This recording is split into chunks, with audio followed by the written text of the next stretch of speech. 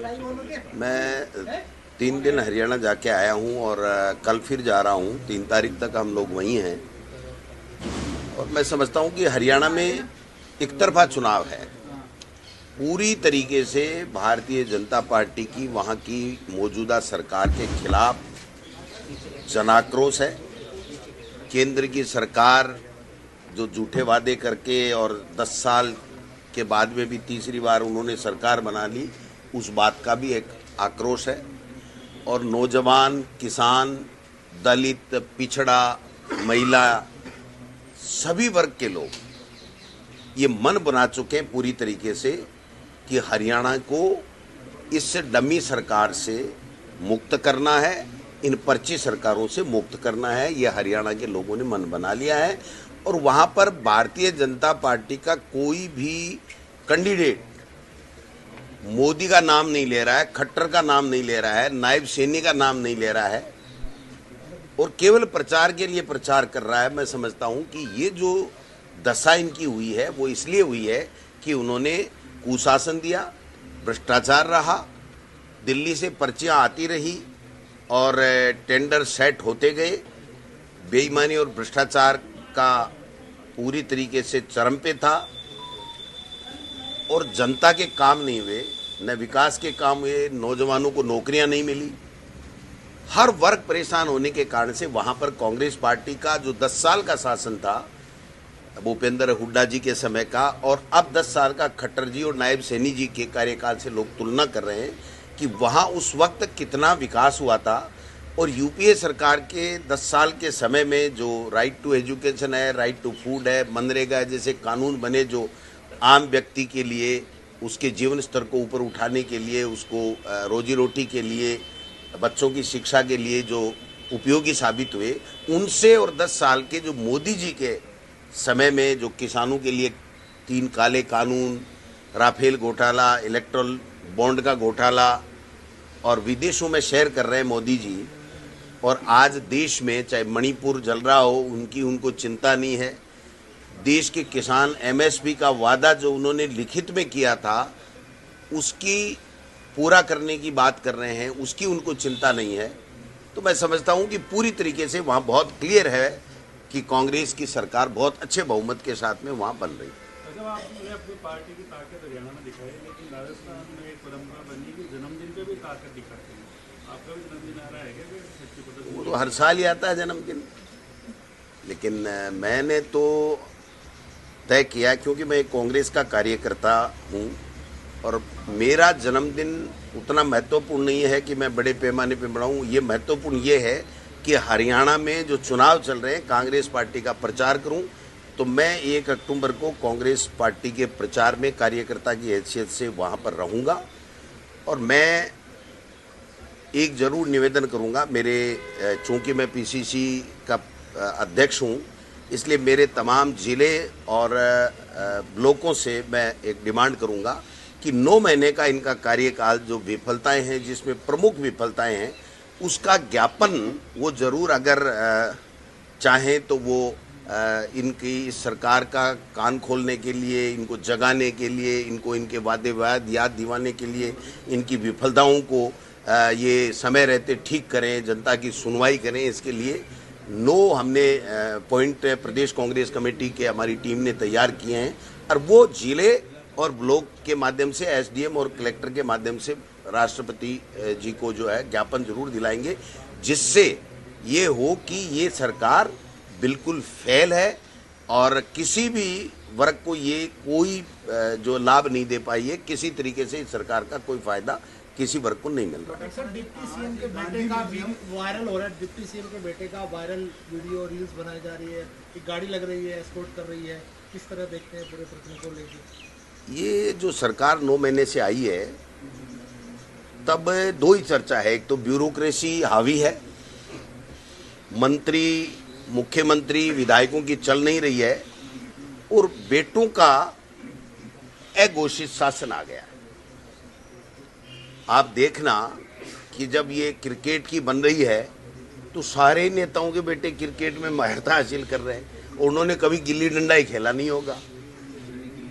तो ये जो बातें आ रही हैं, चाहे वो बेरबाजी की आ रही हैं, दूसरे नेताओं की आएंगी, आप देखना, ये इसलिए आती हैं कि जो शासन में होता है वो कमजोर व्यक्ति को जब बैठा देते हैं और पर्चियों से जब इस तरह के फैसले दिल्ली से होने लग जाते हैं, जनता की आवाज और जनता के जनप्रतिनिधियों की आवाज के बगैर अगर कोई थोपा जाता है फैसला, तो फिर इसी तरीके का कुशासन आपको देखने को मिलेगा। जो आप जो बातें कर रहे हैं, ये सब इसी तरीके का, ये 9 महीने का कार्यकाल नहीं, आगे भी आप देखना जितने दिन ये चलेंगे, ये इसी तरीके की बातें आपको देखने और सुनने को मिलेंगी। मदन दिलावर जी ने आज ये कहा कि राहुल गांधी विदेशी कोख से उत्पन्न है, वो लड़कियां छेड़ने की मंदिर में बात करते हैं, देश से उनका कोई मतलब नहीं है, वो ऐसे ही बयानबाजी करते रहते हैं। इस तरह का बयान उन्होंने दिया। ऐसे विवेकहीन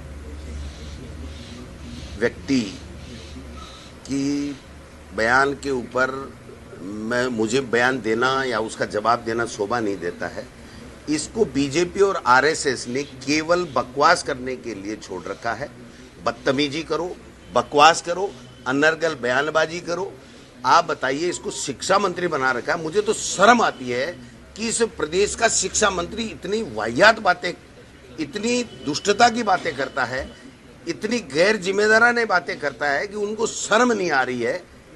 वो राहुल गांधी है ना, मोदी जी के पसीने छुड़ा रखे हैं, बता देना आपके दिलावर को।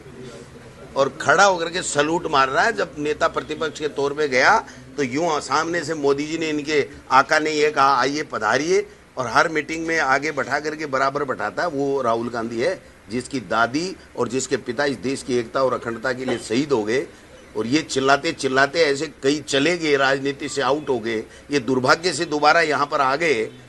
लेकिन मैं ये कहना चाहता हूँ मुख्यमंत्री जी को कि एक तो इनकी एस्कॉर्ट बढ़ा दीजिए, इनके साथ भगवान ना करे कोई दुर्घटना नहीं घट जाए, क्योंकि जिस तरीके की भाषा का ये प्रयोग करते हैं, हम मना करते हैं सब लोगों को, हमारे कार्यकर्ताओं में आक्रोश है, लेकिन हम कहते हैं नहीं, इसके ऊपर मत जाओ। ये विवेकहीन व्यक्ति है, ये बुद्धिहीन व्यक्ति है, ये अनर्गल बयानबाजी करने के लिए ही इसको छोड़ा गया है। आप बताइए, डीपीसी कराओ, टीचरों की भर्ती कराओ, इंग्लिश मीडियम को और ज़्यादा मजबूत करो, गरीब का बेटा कैसे पढ़े, कैसे अच्छी करे, इंफ्रास्ट्रक्चर कोई काम करो, कोई शिक्षा में नवाचार करो। कोई कर रहा है क्या? कोई बात कर रहे हैं क्या? कभी कोई विद्यालयों का निरीक्षण किया हो इन्होंने? एक रोड का, एक नाले का निरीक्षण करके गाड़ी निकाल रहे हैं माँ बाण की, बताओ। और मुख्यमंत्री जी जम्मू में ऐसे घूम रहे हैं जैसे देश को फतह कर लिया उन्होंने। इनके ऊपर लगाम लगाओ।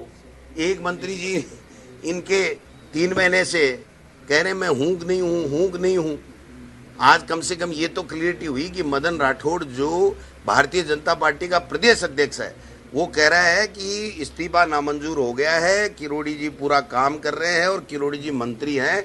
तो मैं तो चाहूँगा कि कल की कैबिनेट की बैठक में माननीय किरोड़ी लाल मीणा जी, मंत्री जी जाएं, और जो 3 महीने में उन्होंने राज्य मंत्रियों को, अधिकारियों को, मुख्यमंत्री को या मीडिया को जो भी बयान या जो भी ज्ञापन दिए हैं, उनके बारे में खुल करके बात करें, जिससे सरकार का क्या विजन उन चीज़ों के ऊपर है वो स्पष्ट रूप से सामने आ सके।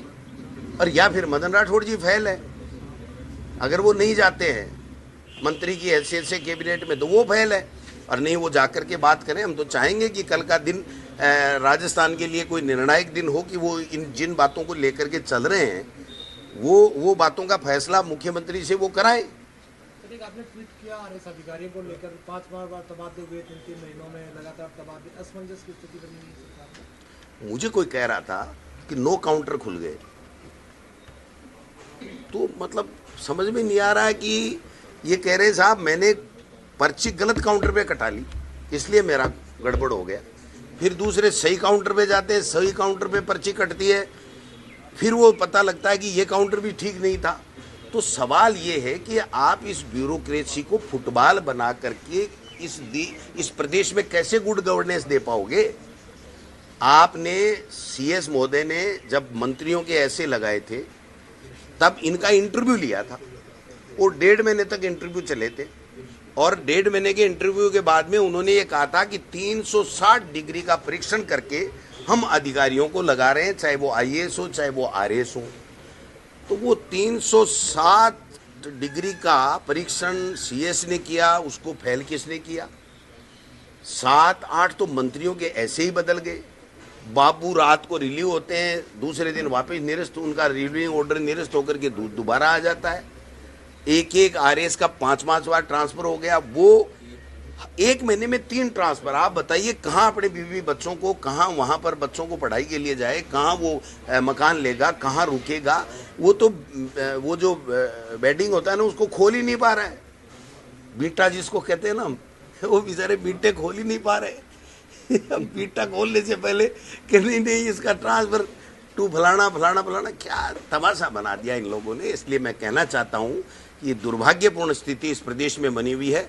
मुख्यमंत्री जी से मैं आग्रह करूंगा मीडिया के माध्यम से कि वो अपना भ्रमण, भाषण और भ्रमित करने का जो मिशन है उसको छोड़ें और यहाँ आकर के बैठें, कैबिनेट की मीटिंग लें, अपने मंत्रियों को समझाएं, अपने ब्यूरोक्रेट्स को समझाएं, अपने एमएलएज को समझाएं, उनको राजी करें।